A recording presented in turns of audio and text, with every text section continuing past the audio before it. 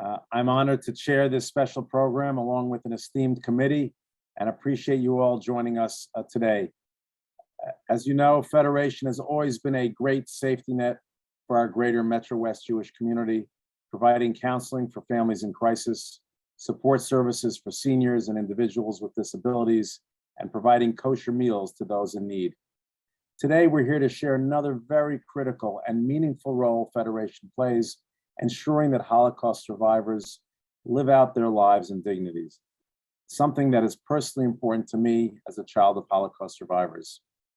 Through the UJA annual campaign, a special fund for Holocaust survivor care, funding from the Claims Conference and the State of New Jersey Federation's Chaplaincy Department and the Jewish Family Service agencies provide ongoing assistance to an estimated 300 survivors, including home health care, kosher meals, mental health and spiritual counseling, and direct financial assistance. We are also truly grateful for partnerships and support from the Jewish Federations of North America, their Center on Aging and Trauma, which is a project of the Holocaust Survivor Initiative. We're also grateful to Kavod Chef Initiative in partnership with the Seed the Dream Foundation and Kavod. The Kavod Chef Initiative raises awareness of and provides funding for unmet emergency needs of survivors, including food, home care, etc. Additionally, we formed a new partnership with the Rutgers School of Dental Medicine to deliver pro bono dental services to survivors with a person-centered, trauma-informed approach. B'chol dor v'dor, from generation to generation, the work of our community goes on, and it is our communal responsibility to ensure that we meet the needs of the survivors who help build our greater Metro West Jewish community. Thank you all for joining us today to learn how we can make a difference in the lives of hundreds of Holocaust survivors. I'd like to thank our event leadership and speakers today, the vice chairs of the Fund for Holocaust Survivor Care, Murray Halpern, Alan Pines, and Wayne Zuckerman, Michael Goldberg, the UJA Annual Campaign Chair, Diane Squadron, the CEO at Jewish Family Service of Metro West, New Jersey, Tom Beck, the Executive Director of the Jewish Family Service of Central New Jersey, Edna Alberts, a second-generation Holocaust survivor, and Elise Schoenbraun, Federation's Director of Holocaust Education and Newark Initiatives. I also want to acknowledge other leaders here with us today, David Saginaw, the President of the Jewish Federation of Greater Metro West, Steve Levy, the President of the Jewish Community Foundation, Dov Ben Shimon, the Executive Vice President and CEO of Federation, and Kim Hirsch, Executive Director of JCF. Thank you for all being here and for your tremendous leadership of our community. It's now my great pleasure to introduce Edna Alberts and Elise Schoenbraun, Federation's Director of Holocaust Initiatives and Holocaust Education and Newark Initiatives, for a special discussion about the needs of Holocaust survivors and their families. Thank you so much for that. And thank you for this introduction and for the honor to be here today. I'm going to take a few minutes. Ms. Alberts, if we can ask you a few questions. Can you start by sharing with us a little bit of where your parents were born and share a little bit of where they were during the Holocaust? Sure. My father was born in a small town in Czechoslovakia called Vrablin.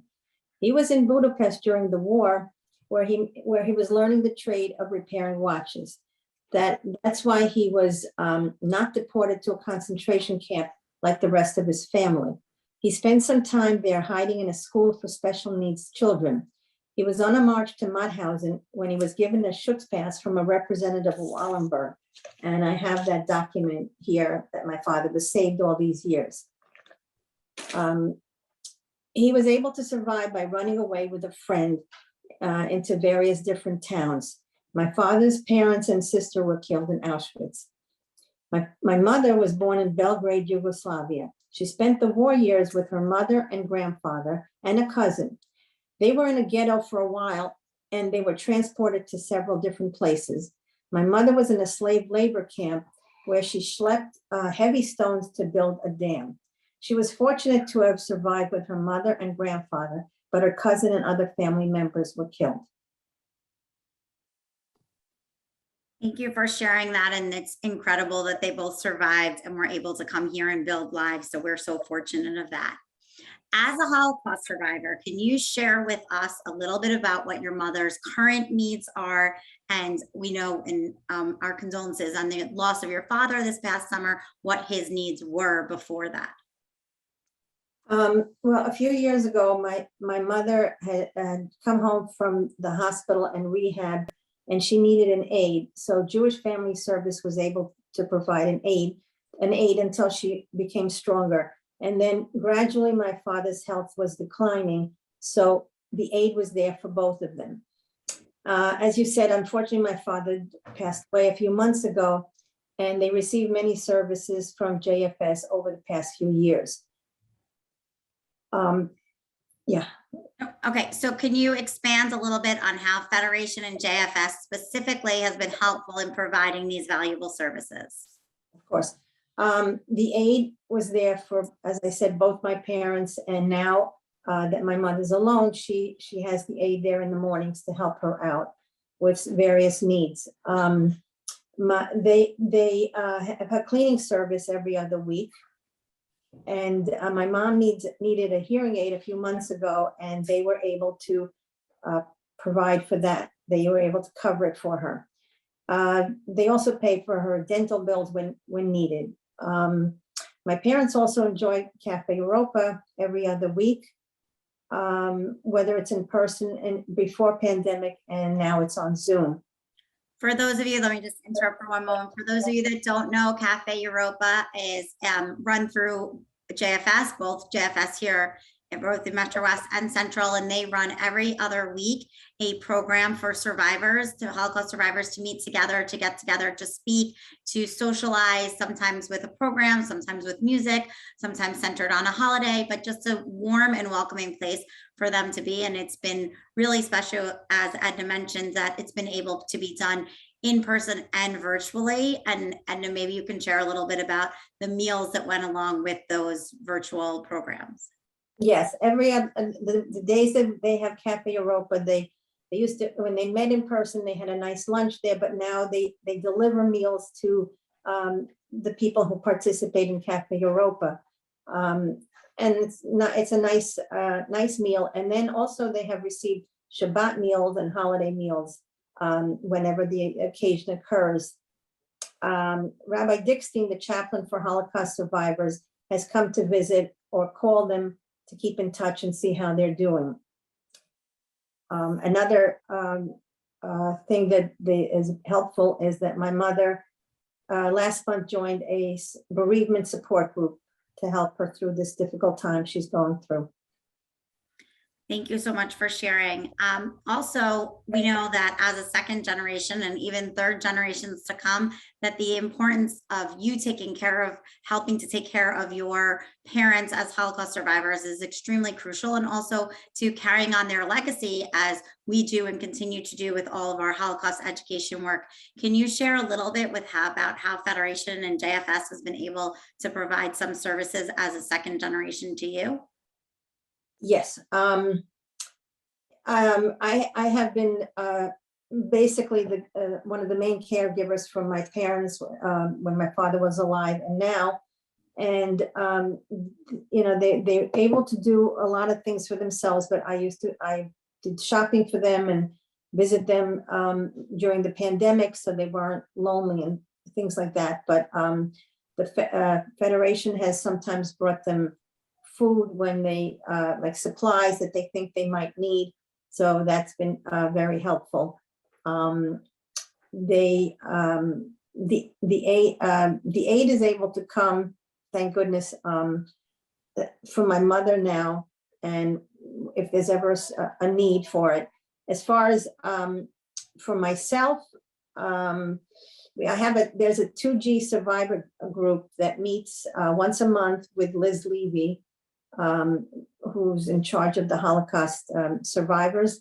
And we have like a check-in to see how we're doing. There's usually a meditation with another social worker. There's once in a while there's speakers and other activities. So that's been helpful for me. We also talk my mother and I to Andrea Malmud, who works for Jewish Family Service, and that's been very helpful. So I know that as we start to close for our last question, I know that it's hard to predict the future and the pandemic and everything, but in the coming months and years ahead, how do you see what your future needs might be with you and with your mother as Holocaust survivor and a second generation survivor? Well, right now my mother is in fairly good shape, for someone who's in her 90s. But the needs are going to change over time, I'm pretty sure. And right now she's having a difficult time dealing with the loss of my father, because they were married for over 70 years and it's been very hard. So emotionally she needs the support, and she's been getting some of it from Jewish Family Service. Hopefully if her health declines, we have to just play it by ear and see how she does. And the Jewish Family Service has been very helpful. And my mother I wanted to tell everyone how appreciative we are of everything that Jewish Federation has done for us, especially Jewish Family Service. And it's really very much appreciated.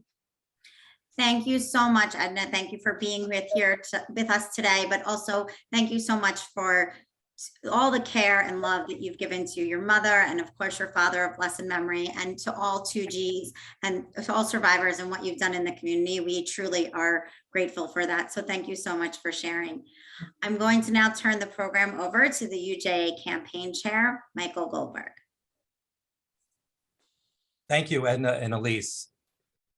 It's my pleasure to introduce two of Federation's great partners, Diane Squadron, Chief Executive Officer of Jewish Family Service of Metro West New Jersey, and Tom Beck, Executive Director of Jewish Family Service of Central New Jersey. We all know how busy you both are providing a multitude of services to our community, but here we're here to talk about the services you provide to Holocaust survivors. So Diane, I have the first question I want to ask you is, what trends are you seeing in terms of particular needs of survivors and also the demographics of the survivors? As an example, I know there's a group from the former Soviet Union who require Russian speakers, as well as Edna had mentioned, the training for second generation caregivers. Right. So thank you, Michael, and thank you for having us here to speak about this. This is really so important, and we're so appreciative of everything that Federation has done for us as well in this regard. So I'm going to start with the trends that we're seeing.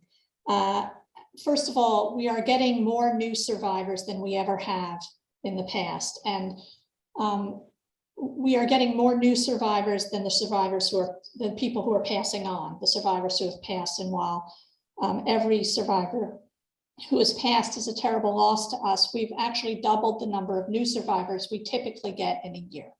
So for example, this year alone, we have 20 survivors who passed from January until now, and we have 36 new survivors. And the new survivors who are coming in with a more significant level of need. So in the past, we've had survivors who start with us because they may need, as Edna mentioned, some cleaning. They may want to go to Cafe Europa and be part of socialization. They may need some financial support. But what we're finding now is that the new survivors who are coming into us are coming in crisis. They've broken a hip, they've had COVID, and so they need a much more immediate response and a much higher level of response. They immediately need home care. They immediately need emergency services and some of the other services that we provide. And they're not bouncing back in the same way. So I think you heard Edna mention that, her father had recovered and started to get a little better. We're seeing that our survivors, our new ones who are coming in, are not recovering in quite the same way. And so the level of care that they need continues at a very high level. So that's a part of what we're seeing. In terms of the demographics, we have a significant increase in the number of survivors that we're getting from the former Soviet Union, the number of Russian-speaking survivors. So of the 36 new survivors that we've gotten this year, for example, 75% of them are Russian speaking. And so overall, we're working with about 200 survivors right now, and about 50% of them are from the former Soviet Union. And when you talk about second generation caregivers, you've heard some of the services that Edna receives. More and more of the care of their parents is falling to them. And they're also dealing with their own level of traumatization. And so it's really important to provide support services for them as well. So we're trying to incorporate that at the same time. And that's not something that has the same well-rounded type of funding that some of our programs for survivors have.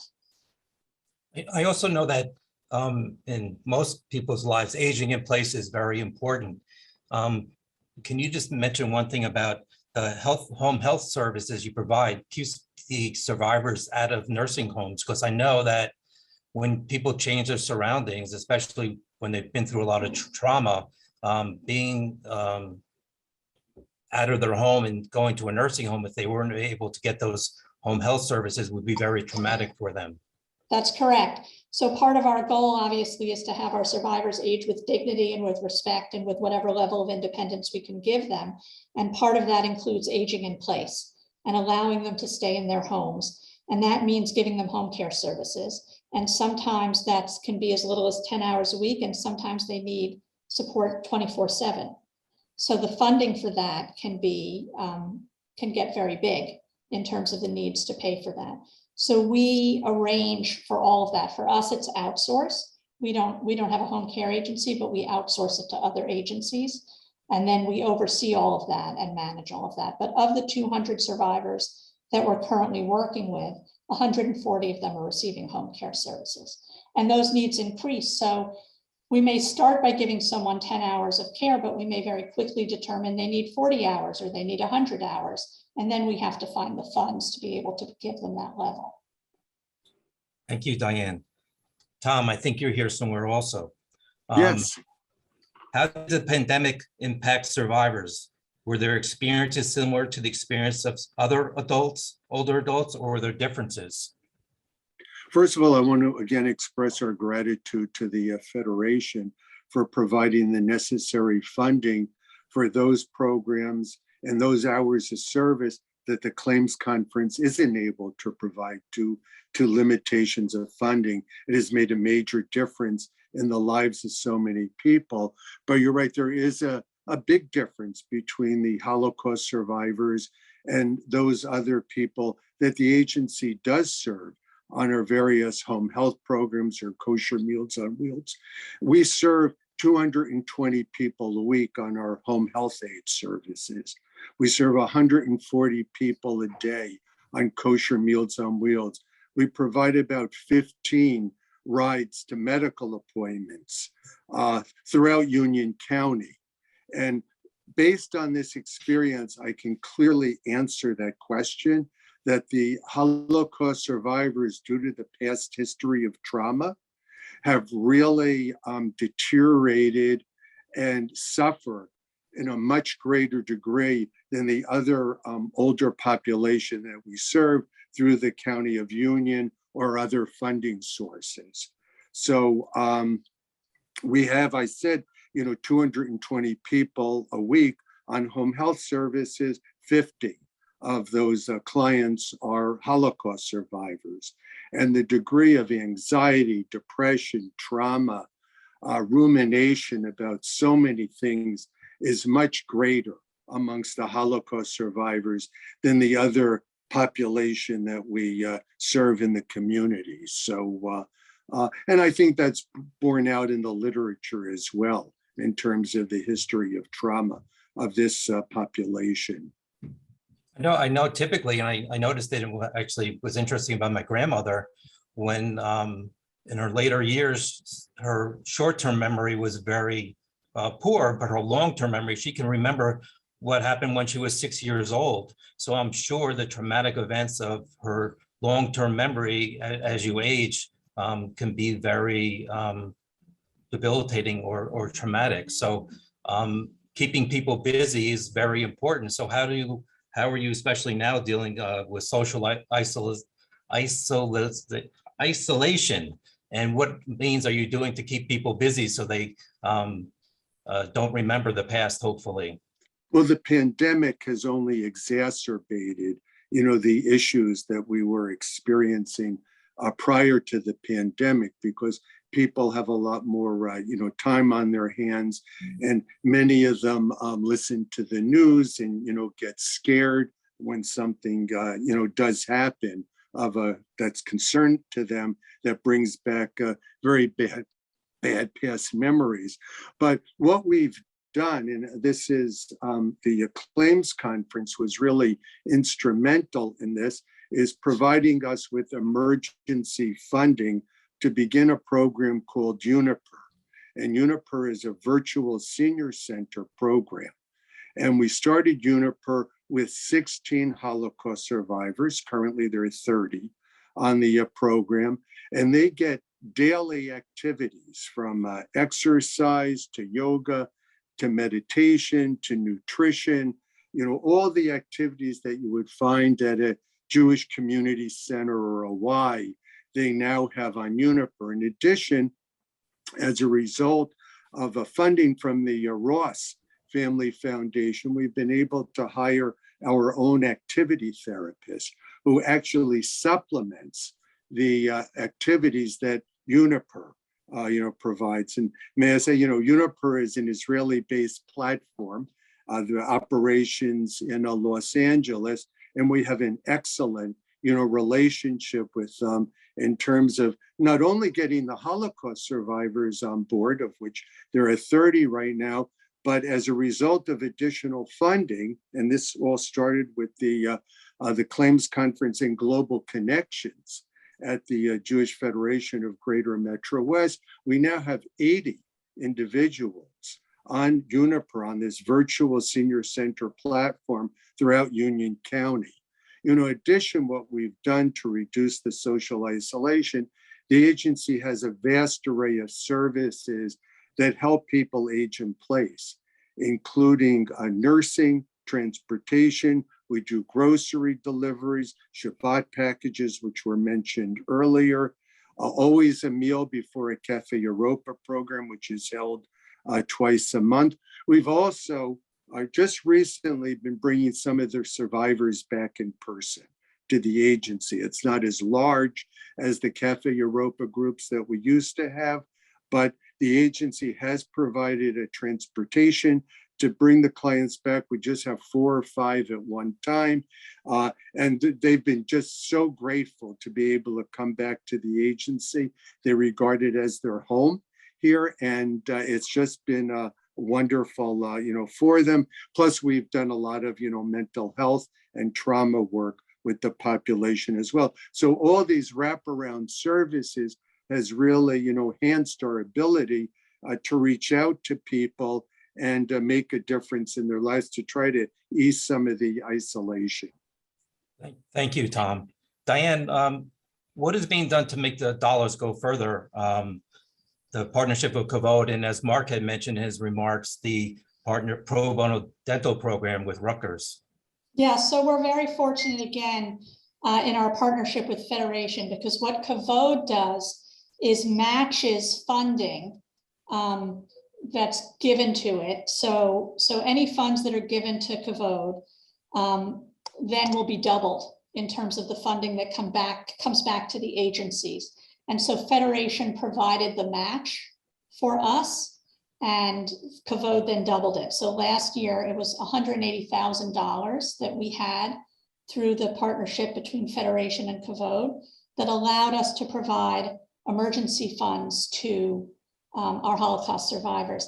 And these are the types of funds that we wouldn't be able to get through Claims Conference. Claims Conference provides us with a lot of funds for home care services, some funds for socialization. But for example, they don't provide us necessarily funds for someone who, or not as much funds as we could use, let's say, for someone who may need a lift put into their house, or may need a ramp put on their house, or may need some support in their bathroom to help them get in and out of their tub, or in this case also transportation to Rutgers for the dental program. So Federation has also created a partnership with the dental school at Rutgers, and so they now provide pro bono dental services. One of the things about the Holocaust survivors that we work with is that they had no access to proper nutrition and no access to proper health care for years and years and years. And so the amount of dental work that they need is enormous. And the cost of that is really incredibly significant. And so for our survivors to be able to go to Rutgers and be treated with respect and be treated with care, and everyone there has been trained in PCIT, which is person-centered, PCTI, person-centered trauma-informed care, and be able to get their dental needs taken care of is a huge relief, both to us and to them. And it's thousands and thousands and thousands of dollars that we've been able to then divert to other things. But we're able to use Kavod, this partnership and this match that we have, to provide all of the emergency funds. And none of it, it's never too much. There's always another need that we try and serve. And there are always people who we have to say, just a minute, we want to help you, but we've got to figure out where the funds are going to come from. And so these matches and these ways of sort of expanding the funds have been significant. Thank you, Diane and Tom, for this discussion. And I just have to say that the psychological impact of knowing that someone is there to support them in their elder years and through these trying times has to be very extraordinary. So thank you very much for all you do. And now I'm going to throw it back to you, Mark. Hey, thank you, Michael and Diane and Tom. Thank you for all the great work you do in this critical area and what you do every single day for the community. So we are celebrating Hanukkah, a holiday of miracles. And even though Jewish tradition teaches us not to rely on miracles, it has been said that every survivor experienced one. Had they not, they would not be survivors. How fortunate are we to be surrounded still by living witnesses to the power of miracles. And today is the day they rely not upon a miracle, they rely upon us. Today is the day we hear their voices, and today is the day we answer their voices. At Jewish Federation of Greater Metro West, we have made an unprecedented promise to care, build, and save our Jewish community here in Greater Metro West, in Israel, and around the world. And there is no more important promise than the commitment to care for the Holocaust survivors in our own Jewish community. Ensuring that they age in dignity is our communal responsibility. No single entity is better situated to keep this promise than Federation and our partner agencies, JFS of Metro West and JFS of Central New Jersey. It is through our collective efforts that you heard so beautifully in this last half hour. It is because of those collective efforts that we have strength. Today, as you've heard, there are approximately 700 Holocaust survivors in Greater Metro West, of whom more than 300 receive services through both JFSs, a significant increase from approximately 120 survivors that were receiving care just 10 years ago. We're here today because the needs of survivors have increased due to aging and an overall decline in their health, and many, unfortunately, are living in poverty. To those of you who have made gifts in our prior fundraising campaign, thank you. Toda rabah. You have helped hundreds of survivors. And now, in order to continue to provide them with vital services today and in the years ahead, we need to raise an additional $3 million over the next 5 years. We cannot do it without you. Every donation, every dollar helps. For $2,000, you can help provide services for one survivor for 1 year. For $10,000, you can help provide one survivor with services for the next 5 years. For $90,000, you can help provide kosher meals on wheels for survivors for 1 year. A minimum commitment of $100,000, which can be paid in up to 5 years, will be recognized as a centennial gift in our historic campaign honoring our Federation's upcoming 100th anniversary in 2023. For those who are considering a centennial gift or have already made a commitment, this can be an important part of your overall gift to our community. So some of you received pledge cards at home with a mailing. Please send them in and please give generously. And some of you have already made your annual gift, and we thank you and encourage you to make an additional gift to this special fund. At this time, I'm proud to announce my own family's gift for this Holocaust Survivors Campaign, which will be a minimum of $100,000 per year for the next 5 years. And we are very proud and honored to be part of this campaign and taking care of our heroes, the survivors in our community. We are also fortunate that some of our supporters have volunteered to announce their generosity with us today. And with that, I'll call on some of them. First, Murray Halpern from Atlantic Realty. Murray, thank you for your leadership, of course, as vice chair and always in everything you do in the community. Thank you so much, Mark, for your leadership and your kind words. And I just had a couple of notes. I want to wish everyone happy Hanukkah today and mention that, well, I see, that it's our responsibility to do the remembrance that our parents, God bless, our moms are still alive, Mark, and everyone who has a Holocaust survivor parent living, God bless. But to those who had them and they're not here anymore, we have to do their work of remembrance. Hopefully they wrote a story or book or did one of those videos. And then we need ultimately to provide for the ones who are living today. Not today. I don't think they're going to need this money 10 years from now. They need it right now. And so Batchev and I are very happy that we are in the $100,000 gift, over 5 years. That I think this started last year. So we're very proud that we're doing that. And I want to announce that in honor of Hanukkah and in honor of the Mets signing Max Scherzer right now, we're going to give an extra $18,000 today. So Wonderful. Let's go Mets. Thank you. Let's go Mets. Very good. Well, appreciate that. Thank you so much to you and your family. Michael Goldberg, Goldberg Realty. Thank you, of course, our incredible UJA campaign chair. And what great leader you are, Michael. Thank you. Thank you, Mark. And actually, I can echo that in saying that serving as campaign chair for the last 2.5 years, I have 6 months left, has probably been one of the most rewarding experiences of my life. Being able to help others couldn't be more satisfying to me. So with that, I couldn't think of better cause than Holocaust survivors. So I will contribute $100,000 over the next 5 years for this effort. Michael, thank you. And thanks for always showing us the way. And we appreciate all your leadership and energy. Thank you. Now we'll move on to Howard Rabner, our Chief Operating Officer, Chief Financial Officer of Federation. Thank you. One of our professional partners, Howard, has done incredible work in coordinating all of this and great work for the Fund for Holocaust Survivor Care Committee. And I also want to mention on a sad note that we send our condolences to you on the passing of your father-in-law, I understand, but please know that we appreciate every one of your efforts professionally and personally. I know how much this all means to you. Howard. Thank you very much, Mark. In memory of my parents, George and Stella Rabner, Hillary and I would like to contribute $10,000 over the next 5 years. And similarly, I have my brother's proxy. He and his wife, Deborah, will be contributing $10,000 as well. Thank you, Howard.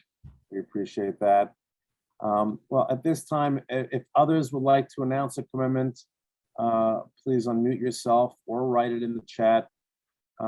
This will only go as far as the generosity of our community. And of course, I think the needs are clear and evident. So I'll open up the virtual floor. I think it's an open mic situation if anyone wants to speak up. So Mark, Paul and I made $10,000 gift last year, and we paid it last year because we know that the needs are great right now. And We will do that again for this coming year. Make a $10,000 pledge to be paid fully within the next 6 months. Thank you, David. We appreciate everything you do for our community, tirelessly working on meetings and Zooms around the clock, and we appreciate your participation. It means a great deal. Anybody else who wants to speak up?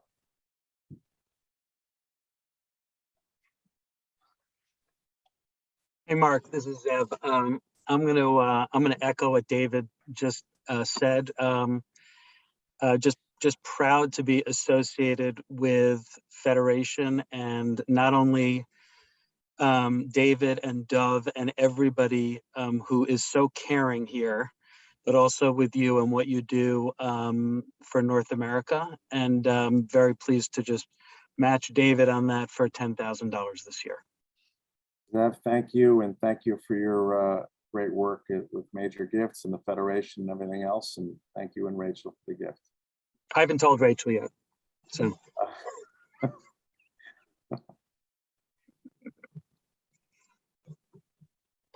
Anybody else?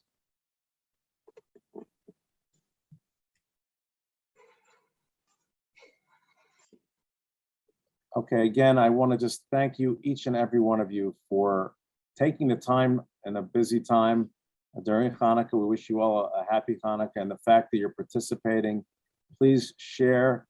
Thank you in advance or in the past for whatever you've done and whatever you will do. I thank all our speakers for participating today and for working on this incredible sacred work, I call it. And I just want to tell you all, please, you're our ambassadors, really the survivors' ambassadors, to talk about what you've heard to your friends, your family, and any contribution. The dollars are certainly critical, but also the statement that all of us as a community are stepping up to doing what our duty is. So with that, I want to wish you all a happy Hanukkah. Thank you for joining us, and looking forward to seeing you all soon. Be well.